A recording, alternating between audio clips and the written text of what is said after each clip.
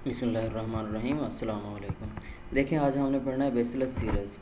अब bacillus serous का introduction देखते हैं। इंट्रोडक्शन में सबसे पहले ये जो बेसिलस सीरस ग्रुप है 6 डिफरेंट स्पीशीज़ पर मुश्तमिल है, जिसमें हमारे पास बेसिलस एंथ्राकिस आती है, बेसिलस सीरस आता है, बेसिलस माइकॉइड आता है, बेसिलस सूडोमाइकॉइड, और उसके बाद जो है बेसिलस थ्रिंजेंसिस, और लास्ट वन है वेंस टेफेंसिस। ठीक है ना। तो ये जो स्पीशीज़ हमारे पास एक दूसरे से बहुत ज़्यादा रिलेट करती हैं, एक दूसरे से मिलती जुलती हैं, ठीक है ना। लेकिन जो बेसिलस एंथ्राक्स है ये सब के साथ इतना ज़्यादा मिलती नहीं है। इसमें होता क्या है, जो विरुलेंस प्लाज्मिड्स होते हैं वो बहुत लंबे होते हैं, वो क्या होते हैं बाकियों से थोड़ा डिफरेंट होते हैं। प्लाज्मिड होता क्या है, प्लाज्मिड डीएनए का पार्ट होता है, सेगमेंट होता है। विरुलेंस आप लोगों को पता है डिजीज काजिंग यहाँ पे, ठीक है ना, कोई भी एजेंट होगा तो उसे हम क्या कहेंगे, विरुलेंस फैक्टर कहेंगे। तो virulence plasmid disease causing plasmid जो होंगे वो थोड़े से क्या होते हैं, बाकियों से लंबे होते हैं। बेसिलस सीरस को हम 2 डिफरेंट टाइप्स में on the basis of food borne illness divide करते हैं, ठीक है ना। किस बेस पे हम डिवाइड करते हैं बेसिलस सीरस को, on the basis of food borne illness की बुनियाद पर, और 2 कैटेगरीज में डिवाइड करते हैं। पहली कैटेगरी है डायरियल टाइप, ठीक है ना। First recognised after hospital outbreak associated with vanilla sauce in Oslo Norway in 1948। अब डायरियल टाइप क्या है, इसमें लूज मोशन स्टार्ट हो जाते हैं पेशेंट को, ठीक है ना। जबकि दूसरा इमेटिक टाइप है। इमेटिक टाइप में क्या होता है, उल्टियाँ आना शुरू हो जाती हैं, कै आना शुरू हो जाती है। इसमें क्या होते हैं, मोशन नहीं होते, इसमें कै आना शुरू हो जाती है। मतलब कि हमारे पास कितनी टाइप्स हैं इसकी, बेसिलस सीरस की 2 टाइप्स हैं। एक क्या है डायरियल टाइप, और दूसरी क्या है इमेटिक टाइप। इमेटिक टाइप जो डायरियल टाइप के 20 ईयर्स लेटर डिस्कवर हुई, और बहुत सारी आउटब्रेक इसकी वजह से आई। फ्राइड राइस, ठीक है ना, किस चीज़ के साथ एसोसिएट थी ये जो आउटब्रेक थी, फ्राइड राइस के साथ एसोसिएट थी। कहाँ पे आई, लंदन के अंदर। अब जो डायरियल टाइप है वो एंटेरोटॉक्सिन्स की वजह से होती है, जो वेजिटेटिव सेल्स प्रोड्यूस करते हैं ग्रोथ के दौरान, ठीक है ना। बेसिलस सीरस के जो वेजिटेटिव सेल्स होते हैं स्मॉल इंटेस्टाइन के अंदर ड्यूरिंग ग्रोथ फेज में, ये क्या करेंगे, एंटेरोटॉक्सिन्स प्रोड्यूस करेंगे, और ये एंटेरोटॉक्सिन्स क्या होते हैं, डायरिया की तरफ लेके जाते हैं। जो इमेटिक टाइप है वो फूड के अंदर ही पैदा होते हैं, जब सेल क्या कर रहे होते हैं, ग्रो कर रहे होते हैं। ये जो दोनों टाइप्स हैं फूड बॉर्न इलनेसेस की, इसमें फूड इन्वॉल्व होती है, और वो फूड इन्वॉल्व होती है जिसको हीट ट्रीट किया गया होता है, ठीक है ना। जो सरवाइव कर जाते हैं हीट ट्रीटमेंट के दरमियान में, स्पोर बच जाएंगे, वो जैसे ही ऑप्टिमल कंडीशंस आती है तो वो क्या होते हैं, दोबारा जर्मिनेट करना शुरू कर देते हैं, ग्रो होना शुरू हो जाएंगे। जैसे ही वो ग्रो होना शुरू हो जाएंगे तो क्या करेंगे, फूड पॉइजनिंग की वजह बनेंगे। बेसिलस सीरस एक कॉम्पिटिटिव माइक्रो ऑर्गेनिज्म नहीं है, लेकिन कुकिंग के बाद जब हम क्या करते हैं, बिलो 48 डिग्री सेंटीग्रेड कूल करते हैं तो बेस्ट ग्रो करता है, इसकी जो ग्रोथ रेट होता है वो मैक्सिमम होता है। हीट ट्रीटमेंट जो है ये क्या करती है, स्पोर्स को जर्मिनेट कराती है। किस चीज़ की मौजूदगी में, in the absence of competing flora, ठीक है ना। जब कंपीटिंग फ्लोरा नहीं होता तो हीट ट्रीटमेंट क्या करती है, इसको एक एडवांटेज देती है। जब उसको ठंडा किया जाएगा बिलो 48 डिग्री सेंटीग्रेड, तो उसमें जो स्पोर्स होंगे वो जल्दी ग्रो कर जाएंगे।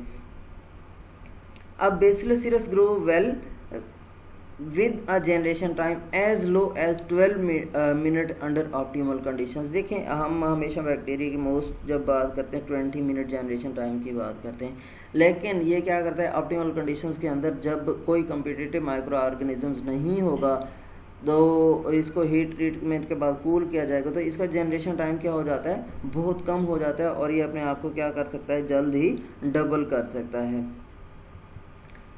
जो मेंबर हैं बेसिलस सीरस ग्रुप के वो सॉइल सैप्रोफाइट हैं और इजीली स्प्रेड कर सकते हैं बहुत सारी फूड्स के अंदर। मेन क्या है, प्लांट ओरिजिन्स की। लेकिन जो है ये अक्सर मीट, एग और डेयरी प्रोडक्ट से भी आइसोलेट की जाती हैं। जो इंक्रीज नंबर है सेप्टो टॉलरेंट स्ट्रेन्स के, उसमें हमारे पास मेनली जो है बेसिलस वेंस टेफेंसिस है, ये डेयरी इंडस्ट्री के अंदर ज़्यादा मौजूद होती है। और इसकी वजह से जो increase surveillance of bacillus cereus है वो बढ़ गई है, ठीक है ना। क्या है, सर्विलेंस बैसिलस सीरस की इसकी वजह से बढ़ गई है। कैरेक्टरिस्टिक्स ऑफ द ऑर्गेनिजम्स अगर हम देखें तो ये क्या है, एंडोस्पोर फार्मिंग बैक्टीरिया हैं और इनको क्या है जीनस बैसिलस के अंदर प्लेस किया गया है। क्या है ये, एंडोस्पोर फार्मिंग बैक्टीरिया हैं और इनको कहाँ पे प्लेस किया गया है, जीनस बैसिलस के अंदर। Over the past 3 decades, this genus has been expanded to accommodate more than 100 species. इस जीनस के अंदर कौन सी जीनस, बैसिलस के अंदर कितनी स्पीशीज हैं, 100 स्पीशीज हैं। कितने दिनों से, 3 डिकेड्स, ठीक है ना, ओवर 3 डिकेड्स। और इसकी जो फैमिली बैसिलसी है उसको डिवाइड किया गया 9 डिफरेंट जेनरा के अंदर। और इसमें जो फर्स्ट जीनस है वो बैसिलस है। इसमें हमारे पास मेंबर बैसिलस सीरस ग्रुप है, बैसिलस एंथ्राकिस ग्रुप है, बैसिलस सीरस है इसमें, और आ जाता है बैसिलस मैकॉयड है, थ्रिंजेंसिस है, और मोर रिसेंटली इसमें सूडोमैकॉयड भी ऐड किया गया और बैसिलस वेंसटेफिनिस ये भी क्या की गई है, इस जो जीनस है इस ग्रुप के अंदर ऐड की गई है। ये जो बैक्टीरिया हैं इसमें जो सिमिलरिटी होती है वो राइबोसोमल आरएनए सीक्वेंस में 16S और 23S पर होती है, ठीक है ना। ये इंडिकेट करते हैं कि इनकी जो डाइवर्ज्ड जो कॉमन एवोल्यूशनरी लाइन है वो रिसेंटली क्या है, रिलेटिवली क्लोज है, ठीक है ना। इनकी क्या है जो एवोल्यूशनरी लाइन है वो क्या है, क्लोज है, एक दूसरे के साथ ये स्पीशीज सारी की सारी क्या है, मिलती जुलती हैं। जो सेल्स ऑफ 6 स्पीशीज मतलब जो हमारे पास बैसिलस सीरस ग्रुप की हैं उनमें जो सेल विड्थ होती है वो ग्रेटर देन 0.9 माइक्रोमीटर होती है और ये सेंट्रल टू टर्मिनल एलोप्साइड या सिलेंड्रिकल स्पोर प्रोड्यूस करते हैं जो क्या करते हैं, डिस्टेंड नहीं करते, स्वेल नहीं करते, ठीक है ना। स्पोरेंजिया को, जो अपने स्पोरेंजिया को क्या करते हैं, स्वेल नहीं करते।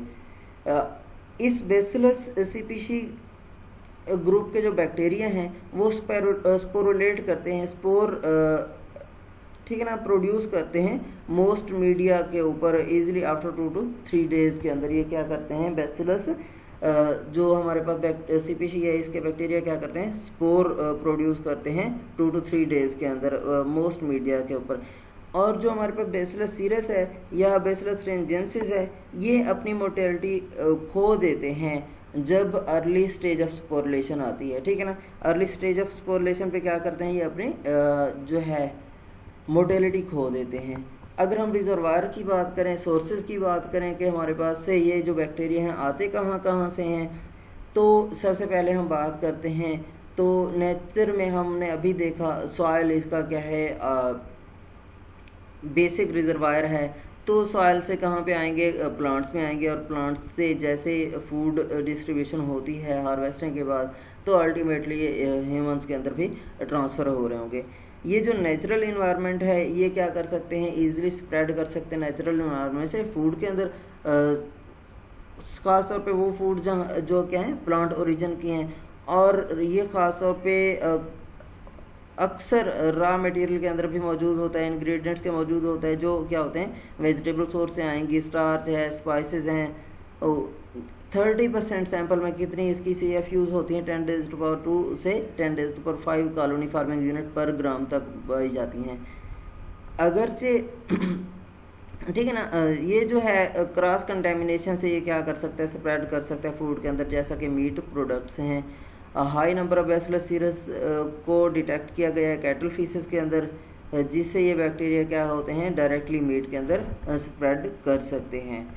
मिल्क और मिल्क प्रोडक्ट्स हैं ये अक्सर कंटेमिनेट होती हैं, कंटेमिनेटेड होती हैं बैसिलस सीरस से बाय कांटेक्ट ऑफ सॉइल, ठीक है ना।